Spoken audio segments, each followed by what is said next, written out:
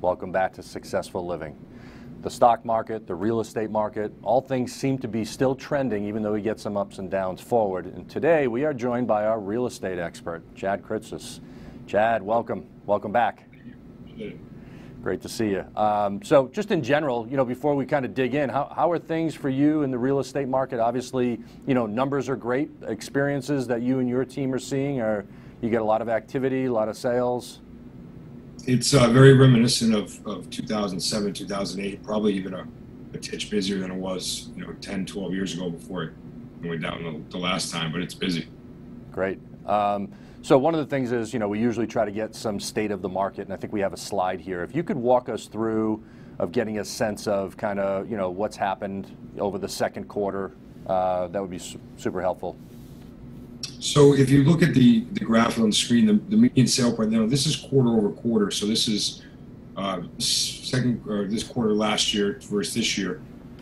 Multifamily home prices are up 12%, single family 4%, and condos up 6%.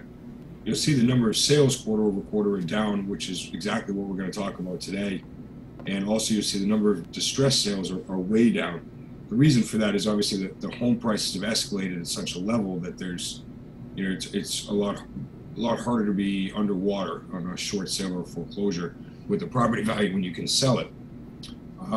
More directly, if you look at August over August, because of COVID and the way everything moved backwards, single family prices are up 12%, sales are up 7%, just month over month, but the number of homes for sale is down 42%. Really? There's 42% less homes on the market for sale. Wow. And then condos and multifamilies, you can say exactly the same thing, up 12%, up 6%. Inventory down 13 and 23% respectively in condos. There's 50 to 25% less homes for sale Compared to last year, you're saying. So that's why that number, what's that? August to August. Yes. August, yeah. So that's why that number, when I first looked at this, I'm like, oh, they're down. It seems like everything's so great. But obviously, exactly what you're saying, that inventory is so tight, which is what driving up the selling price of many houses. Right, exactly. It's just there's less to choose from, so there's a lot more competition and a lot more multiple offer situations that we're seeing. Is it always single-family houses? Certainly, they seem like they top the charts. Is there ever any markets where you see condos or multifamilies that come close to that number, or is it single-family homes just because there's more single families than there are others, or do those numbers ever get closer or tighter? They do, and the multifamily market, especially right now, I'm sitting in Middletown. The local multifamily market in the Newport, vicinity is on fire. Prices I've never even seen before. But statewide for a multifamily home, being up 12, almost 13%, that covers everything. That covers, from Providence to Woonsocket to Narragansett. So that's still a huge increase for 1 year. I had a client from Massachusetts the other day saying, well, what kind of appreciation can I expect? I said, well, I don't know if you can expect 12.9% for the next 10 years, but right now you can. Yeah. So tell us, and we talked last quarter, but this quarter itself, with COVID going on, forget the numbers for a second, but when you're showing houses and when you're dealing with clients, is the experience that someone can, whether they're going to sell or buy and use a real estate agent, is their experience any different than it was in June that it would be today, such as like masks and cleaning the houses for open houses, or is it the same?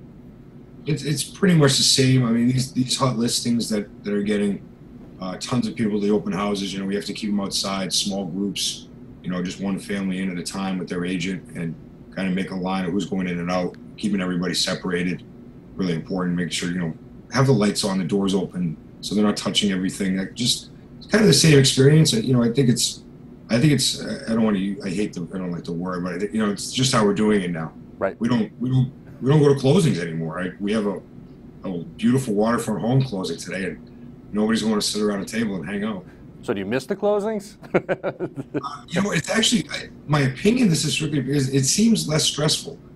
Because without everybody sitting around the table, you're not, like, if there's an issue, you're not waiting to get to the table to duke it out and solve the problem. It's all resolved ahead of time, and you get there and you're like, you know what, it's good. Hey, I said find silver linings and be adaptable and flexible. It sounds like you're doing that. So Next question that I had, and you know, I see people that I talk to that might be 5 or 7 years away from saying, I'm going to retire, I'm going to move near the water, I'm going to go somewhere else, and they see these huge numbers that they possibly can get for their house, and all of a sudden they're moving a lot sooner, or that they're talking to me about thinking about moving a lot sooner. Are you seeing that in the experience, and you know, are those people doing that, and you know, has that been a positive experience for them, or has it been a negative experience? What are you seeing? Do you see that situation? Well, it's a very positive experience for the sellers that don't expect that. Maybe not so much for some of the buyers.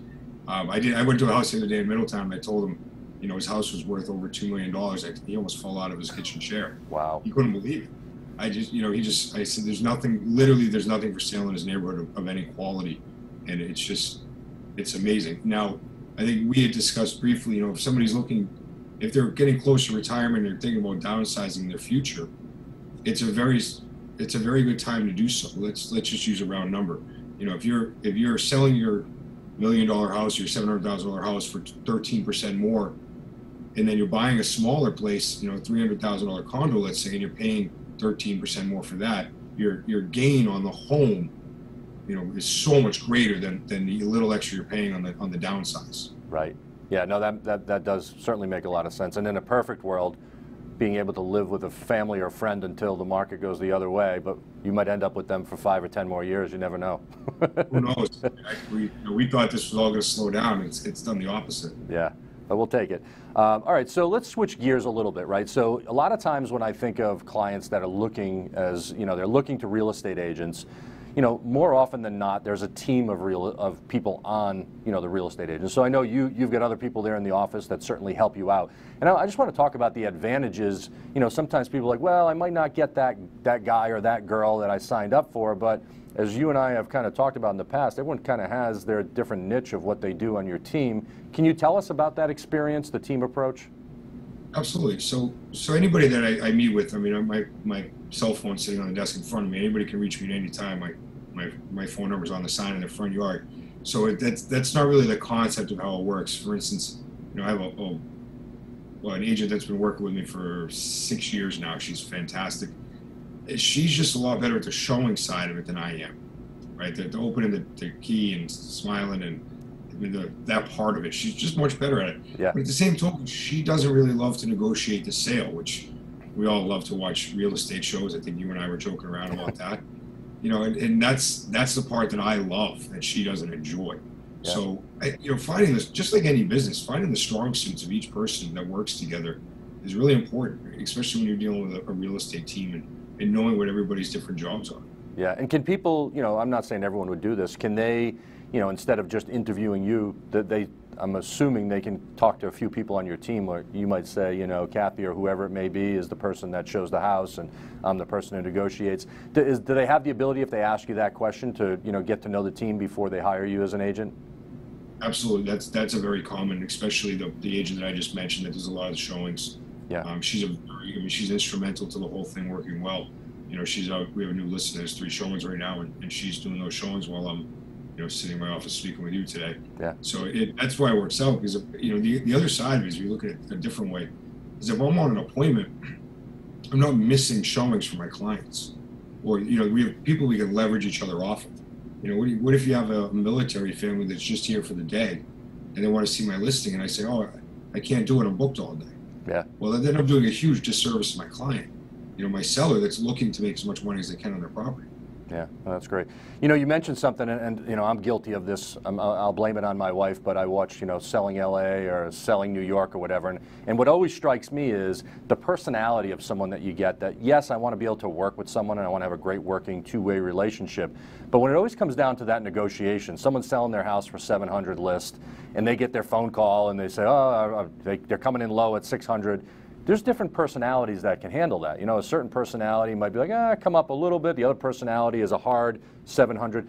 Is it the client that dictates that, or can it really be that if you do have and hire a good negotiating real estate agent, that you, in the end, you probably could get more money based upon that fact? Is that, how do you feel about that? It's just something I've always wondered about. You're watching a lot of HGTV. Too much. But yeah, I mean, of course, everybody's personality profile is different. So the ultimate decision lies with the client, no matter what. I mean, that's full disclaimer, it's fine. It's their decision. You know, when we take a listing, it's the final price is their final decision. They're the ones signing the paper, not me. I make my suggestion. In the same sense, we make our suggestion on where to counter offer. You know, you need to dissect the offer. You need to see who the buyer is. For instance, we have a deal right now where it's a 10-day closing. We know that the buyer needs to get out of their house because they're selling in 10 days. So by next Friday, they need to be into this residence. So we can be less negotiable because of the situation that we're dealing with. And I think it's really important to take the time and dissect it, each transaction down and figure out what the dynamics of the partners are. Great. As we kind of wrap up, we've got a little bit of time here, but I just, the thoughts, and I always ask this, nobody can predict anything. Everyone always asks me to predict the stock market and what they should do. And I mean, it's always difficult, but just asking you this question, as we kind of get into, a holiday season, although it'd be a different COVID holiday season, what are your expectations? Slow down, not slow down? Where are you seeing the market go? So this is my 21st year selling real estate. So the clockwork is always pretty symmetrical year over year. August, I've always said, is kind of the slowest month. The end of August, beginning of September, that back to school, last minute vacation, that's always really been the slowest point of the year. Even worse than the winter, except when it snows a lot. A couple of years ago, we had those blizzards. Yep. That's terrible. But other than that, the entire market moved back because of COVID. It came back into the late summer. So going into the holidays, at this point, with the rates the way they are and the inventory being as low as it is, I don't see any real changes in the near future. All right, so good. I think that's a great sign, for our sellers. So we do have to take a wrap right now, but as always, Chad, want to thank you for your time. Really appreciate all your insight. Look forward to seeing you soon. Have a good day. When we come back, we'll answer. Actually, we're not going to answer a viewer question. We're going to talk about credit and how it could be your strongest asset. Stay tuned.